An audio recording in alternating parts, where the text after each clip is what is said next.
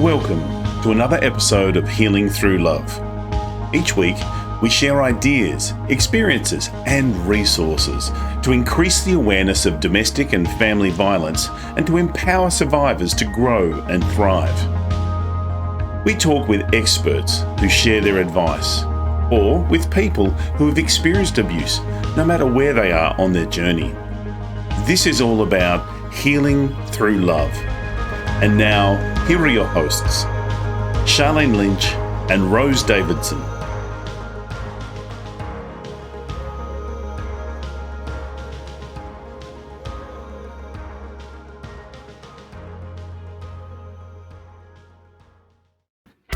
The Healing Through Love podcast with Charlene Lynch and Rose Davidson.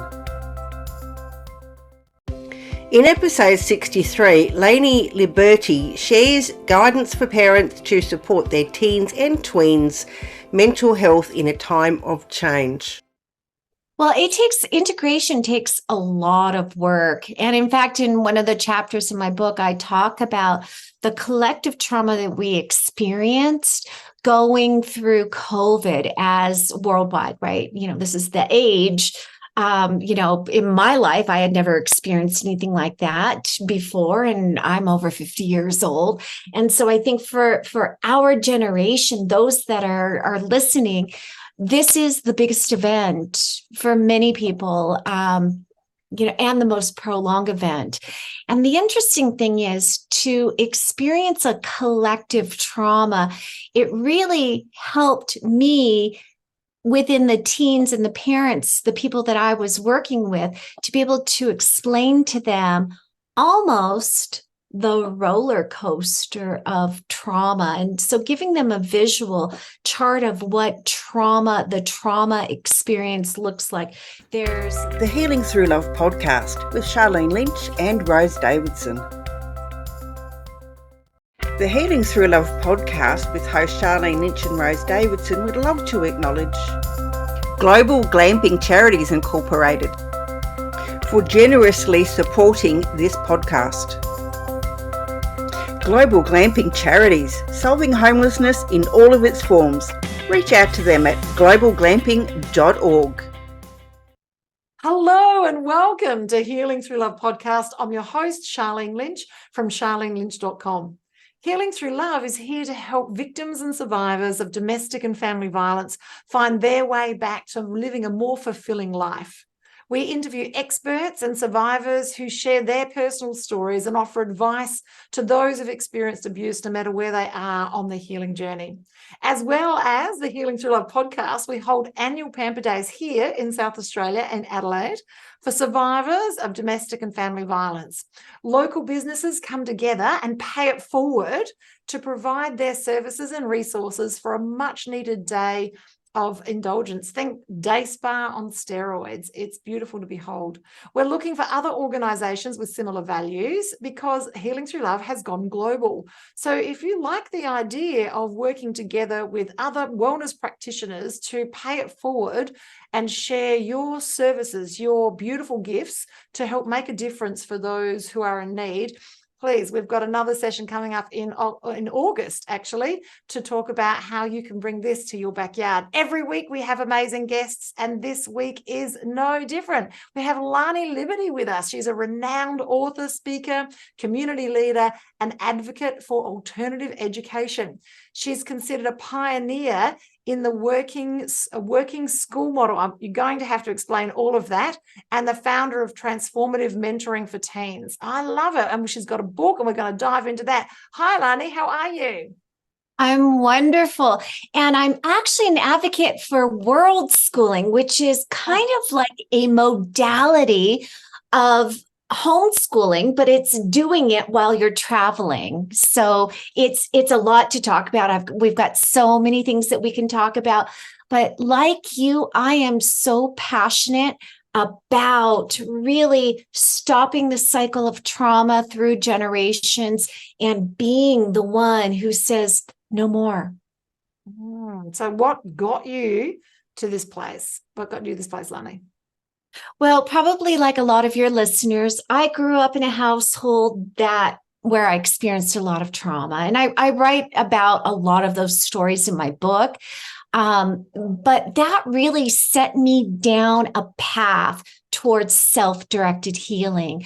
One of my trauma responses from my childhood experience was this hyper-independence. And in many ways that served me. And I know that you've heard this story, I'm sure, a million times. I could do it myself. All of that stuff comes from somebody who experienced a lot of trauma in childhood. What that did, though, is it set me down a path to, number one, understand the neurobiology, the psychology, and the philosophical, spiritual aspects of being human. And understanding my own human experience informed me in many ways on which, what I needed to learn and study and all of that. And one of the things that I knew from childhood is that I always wanted to be a parent. That was always so important to me. But I didn't want to bring in this cycle of abuse. And I knew for sure I absolutely did not want to parent the way that I was parented. So in addition to this tremendous urge to independently heal myself, as those of us that grew up with trauma do, it really set me down this righteous path of understanding all the different aspects and modalities. And what I found for myself, and this is before I became a parent, was the way that I could make sense of the world and make sense of my internal worlds, which indeed were a reflection of the outer worlds, was to use tools. And so I searched high and low. I read books on psychology. I read books on somatic healing. I read books on Jungian philosophy and everything in between, parenting, everything, because I really wanted to make sure that I stepped in to the relationship with my future children or child. In this case, it's one child. I ended up having one, as a healed person. And that was really, really important to me. And I had no idea how this path would affect not only the way that I parented, but now it informs the work that I do, which is I do work with parents. And primarily, I work with teens, because for me, the most stunted place in my own development was my own adolescence. I was angry. I engaged in self-sabotaging behaviors. I was a punk rocker, which will, inform a little bit of imagination in your audience about the kind of rebellion that I acted out. But I understand the teen experience from the experience of feeling like I was invisible. And that probably is the most representative of my entire childhood. I never felt seen, heard, and I surely didn't feel understood, which in turn happens to be the title of my book, because I never want a teen to go through this experience. So not only did I work on healing my own family heritage, which is trauma-based, interactions and relationship, I also healed that by stopping those generational wounds with my own parenting, and with the, the release of my book and the work that I do with parents and with teens. I'm helping them tremendously to transform their lives. I love it. Is there a story specifically that speaks to when you knew that it was time for you to shift the way you were thinking about things? Well, I noticed in my early adulthood that I had a lot of patterns in my interpersonal relationships that included a lot of pulling and pushing. And what I recognized is this is from a non-attached attachment style. I had a disorganized attachment style, and that showed up in many ways. And it also brought me down the path of not only exploring attachment styles and attachment wounds, but understanding the nature of healing. And especially in the Western world, we talk about healing very flippantly, as if, oh, it's time for me to heal this wound. And that actually kind of degrades the work that needs to be done in order to heal. Healing does not mean getting rid of your past traumas.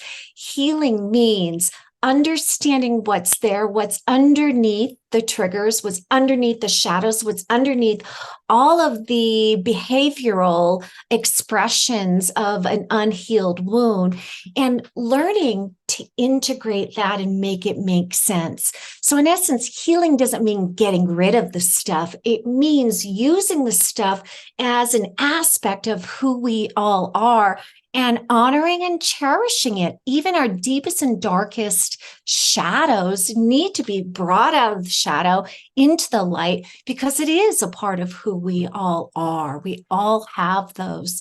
So again, Western culture says, oh yeah, I healed that, it's gone. That's not what I'm talking about. And the language really doesn't lend to kind of the deep work that needs to be involved with the healing process. I love it. So as you mentioned, every healing journey starts with a level of awareness. What are your favorite tools or techniques in and around this level of awareness?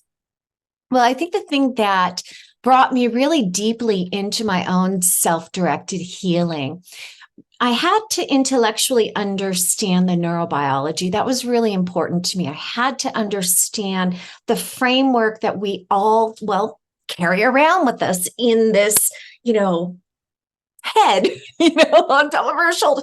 We've got this piece of hardware that works really well. It's the software that runs in the hardware that we needed to understand. But I had to understand the hardware. Then it took me deeper into the software. And all of the software stuff was really, really interesting to me, because what I recognized using Freud's understanding of the brain, basically, we've got the 5% that sits on the tip of the iceberg, right? And the other 90 to 95% of our brain processing is in the subconscious. And so I really needed to understand what the programming in my subconscious looked like. And so self-inquiry started to become that was the first tool that I used in order to start understanding what was happening in the background and why these patterns of thoughts, which were about myself, self-worth, about who I was in relation to the world and what my value was, how that programming got there. And once I started to unpack and uncover all of that stuff, I saw how, through reflection of my life and my relationships, how that was actually playing out. And that led me down the path to start reprogramming my own belief systems, consciously choosing to make choices in alignment with my core values versus looking at outside, extrinsic motivation, and also recognize that it's okay to sit in silence and to be with the discomfort of whatever it was that I was uncovering. And there was a lot there. There still is a lot there. I mean, we all have a lot. Who are we kidding, right? So the playfulness and the self-inquiry and just that natural born curiosity kept me digging deeper and deeper and deeper. I love it. So self-inquiry. So asking yourself questions. Yeah. And are you doing that through journaling, or are you doing it on video, or how are you capturing the information from the self-inquiry? Well, there's lots and lots of techniques. Yes, journaling is one. We do auto writing, good stream of consciousness writing, which is a wonderful way to start creating the bridge between the conscious thinking mind and the unconscious mind. A lot of visualization, a lot of shadow work. I did so much shadow work throughout my life, and that really is the sort of poking in these dark spaces that just want to kick you out. And the recognition and dropping the judgment with self, the trusting of self, technique after technique after technique, help to facilitate the deeper inquiries. And as I started peeling back layers, I recognized that within my own way of seeing the world, there were beliefs anchored by strong emotions, anchored by other beliefs, anchored by strong emotions. And for me, again, I was born curious as all heck. It just made me want to go deeper, deeper, deeper, and deeper. So, yeah. I love it. So lifting that level of self-awareness is asking the questions. And for you, if you're listening today and you're on your journey, what questions do you ask? Well, self-inquiring questions are a great one to start with. How do you feel about that? If you can ask yourself questions, humans are designed to answer questions. So if you ask yourself questions, and you're right, there's journaling, there's I know the teenagers love to do audio and video straight to their phones. Old school would like to write it out. I love it. So we need to, once we've got all of that information out, are you suggesting that we do anything with that information? Is this something that we need to digest? Well, integration takes a lot of work. And in fact, in one of the chapters in my book, I talk about the collective trauma that we experienced going through COVID as worldwide, right? This is the age. In my life, I had never experienced anything like that before, and I'm over 50 years old. And so I think for our generation, those that are listening, this is the biggest event for many people, and the most prolonged event. And the interesting thing is to experience a collective trauma. It really helped me within the teens and the parents, the people that I was working with, to be able to explain to them almost the roller coaster of trauma. And so giving them a visual chart of what the trauma experience looks like. There's the shock, there's the denial, there's, the trying to create from that, like, okay, we're locked down, I'm going to make sourdough, and I know so many people across Facebook spend a lot of time making bread. There's the reaction, and we can't actually get into the healing stage. We oscillate between the different stages like a roller coaster of trauma while we're in trauma. And I'd say for the most part now, the majority of the world feels like COVID's over and it's time that we can sort of like exhale and we could start integrating. So integrating means making sense of the past 3 years, or making sense of the experience of the trauma. And yes, this is, I'm explaining it in context to the pandemic that we all experienced collectively, but many of us had very traumatic experiences in our childhood and some of us in our adulthood too. And it's the same. The trauma roller coaster is pretty much the same. So understanding the steps of recognizing where you are on the trauma roller coaster, right? And being able to journal or some people don't like writing. You could speak into a voice memo on your phone. You could do any part of that, in whatever means works for you individually. But it's about pulling those things apart with a guided framework. And you can do this work yourself. Here's what I did when I was in this stage. And now I can identify these 4 actions and where that motivation came from. I can now identify the emotional states that I experienced. And if it put me into, or you or whoever's listening into, fight, flight, freeze, or fawn one response for a prolonged period of time, recognizing what that looks like, and also recognizing that our brains are not wired to be in that state for a prolonged period of time. So because our nervous system was dysregulated communally, or collectively throughout the world for such a long period of time, we've got to make sense of not only ourselves, but recognizing when somebody is still in a full-blown trauma response and hasn't learned to re-regulate their nervous system, to be kind and gentle, because we can now understand from our own experience what we experienced during that. And the integration is just starting to happen now. The integration of making it make sense. And the reason why I broke it into this framework is because I do work with teens. I've worked with teens before the pandemic. My job was taking them around the world to these different countries for these immersive learning experiences. And this goes back to the world schooling. But I always use these tools for mental health or greater mental health as a part of the way that I facilitated. And so when the pandemic hit, I started solely facilitating the tools online. And that gave me the inspiration to write the book, because I knew that I could only work with so many teens, because I'm only one human being and there's only so many hours in the day, as you can probably understand. And this allowed me to get this work out to a greater number of people. But really, the true crux of it is having the framework to understand what collective trauma looks like, or trauma in general, in a way. And I use the word roller coaster. One of my teens actually changed the word to the trauma train. And so when I'm working with the teens, I credit the teen that called it the trauma train. And, I've got a little diagram that we all talk about and we put our answers in.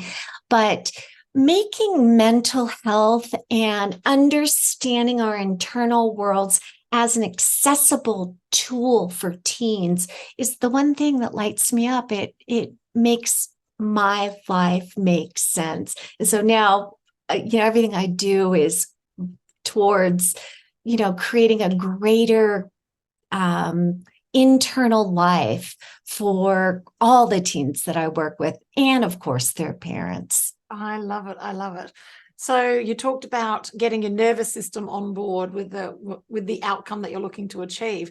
Do you have any favorite tools and techniques in and around getting the nervous system on board? Well, it depends what nervous system state you're in, and it also depends who I'm talking to. So if I'm working with parents who find that they are disconnected from their children in their own families, there are certain techniques that I facilitate and offer up to parents. Part of it is a strategy of pausing, learning first the recognition of what's happening internally. What are the triggers? Sometimes I challenge them to use trigger logs in order to be able to identify and pull out the patterns that get them dysregulated, because a dysregulated person is not going to actually calm another dysregulated person. So as a parent, our role has got to be there present, very, very present. And we can't be present if 5-year-old me is active in the forefront. If I am, right now really dropping into the one who experienced the trauma that was triggered by my child, a 5-year-old dysregulated Lainie cannot actually parent a dysregulated child. So my first job in accountability and responsibility is the inner awareness. And in my book, all the tools that I use for or with teens, the challenge for parents is to use the tools themselves, because a lot of times parents pick up my book, and I've gotten this in email after email after email. Picked up your book because there was a problem with my child, and I really wanted to make sure that they were okay. But what I recognized is I was reflecting my unhealed wounds to them, and they were in turn reflecting back that. And so obviously a dysregulated parent, or a parent who has needs that weren't met when they were young and unhealed wounds, obviously cannot help their child actually come to a place where they can self-direct their own healing. So the challenge for parents is to use the book, use all of the tools, and then ask your teen if they could facilitate the same tools with their teens, but first by sharing the vulnerable answers that they have understood and learned about themselves as a point of connection. Connection through vulnerability is a very strong way to connect. I know your podcast is Healing with Love. Love is a wonderful way to connect. But unfortunately, in our culture, a lot of parents that haven't done inner work believe that just because I gave birth to my child, I love them. They should know that, and that should be enough. And the actual work of connecting with another human being sometimes requires you to go into spaces that are raw and vulnerable. And yes, it's fueled by love, but it's not always enough. I know we tend to love others the way we think we want to be loved, but that's not how every human is wired. I love the 5 languages of love. Me too. They really have, they help me understand how to be a better parent and how to be a better partner as well when we're on the same page as each other, literally on the same page in the same chapter. I love it. So, wow. So tell us a little bit more. So the book was created because now you're working with more teenagers and you want to have access to the information that you're sharing across a broader reach. Is it designed for the parent, or is it designed for the teenager, or is it designed as a workbook for both to work through? It's actually a little bit of all of those things, but it's primarily written for parents of teens. So there are chapters about partnership parenting, and we sort of touched on that a little bit before we started talking, before you hit record. And partnership parenting is almost like the child of conscious parenting, which is a wonderful way to parent. The problem that I have with a lot of the philosophy around conscious parenting is there is still a flavor of manipulation there, even if you do it consciously, and gentle parenting and peaceful parenting and hand-in-hand parenting, and all of the modalities all are wonderful, right? They all have something to offer. But where I find they fall a little bit short is the idea of changing your child or your teen's behavior in order to have a more peaceful family, which is not a bad intention. They do it through manipulating the child's behavior. And it's usually for the convenience of the parents, right? Parents want more peace in their home, right? They want their child to, be happy and to be peaceful, right? It's just easier for everybody. But children don't act up just because it would be fun to do. Children are expressing through the means that and the power that they have, which is acting, and being who they are pretty authentically. And if they're not happy, they may not be able to articulate why. But they just know that something doesn't feel right and they're grouchy and something's going on. Well, instead of having them change their behavior around that, partnering with them to really get to the root of what needs aren't being met and creating a partnership, a side-by-side journey where the parent is helping them figure out their internal worlds and really creating safe spaces in order to do this. These are the ways that we really shift our generational trauma, right? This is how I did it. And this is how many, many parents that I've worked with have done it. And it's really, really powerful to know that it ends with you. It ends with this generation. Now I totally forgot the question that you asked. I know I'm like, it's okay. In summary, okay, we're going to talk about the book and we can get hold of the book in a moment. And we've also got an amazing freebie to share with you as well. So in summary, what we're looking at is that we bring to the table as adults our own wounds and challenges. And yes, we've got children and now we're trying to parent them, but we haven't been parented perhaps maybe ourselves. So what we need to bring to the table as an adult is that level of awareness. And how to achieve the level of awareness is to ask questions. That's how humans are designed. Ask questions of yourself, find a way to capture that so that you can have a look and give that space between thought and action to see where you are and where you're on this journey, and be that level of aware when these things trigger you, what it is that you can do to move forward and how you're making sure that you're not parenting from your wounded child, so to speak, and that you're standing in your own level of authority to help kids, your own children and other children as well. Because remember, for those of you who are listening and you don't have children, there's still children around you that in some form or another, they're still looking to you. So even if you don't have kids, this is still relevant. I love it. And so now where can we get hold of the book? What's the title of the book and where can we get hold of it? Sure. The book is called Seen, Heard, and Understood, Parenting and Partnering with Teens for Greater Mental Health. There is a full chapter, Nothing But Tools. So it is kind of workbook-ish. There's a lot of information about neurobiology, adolescent teen development, psychology, and the chapter of tools and stories is rich and valuable, and it will change your life, I promise you.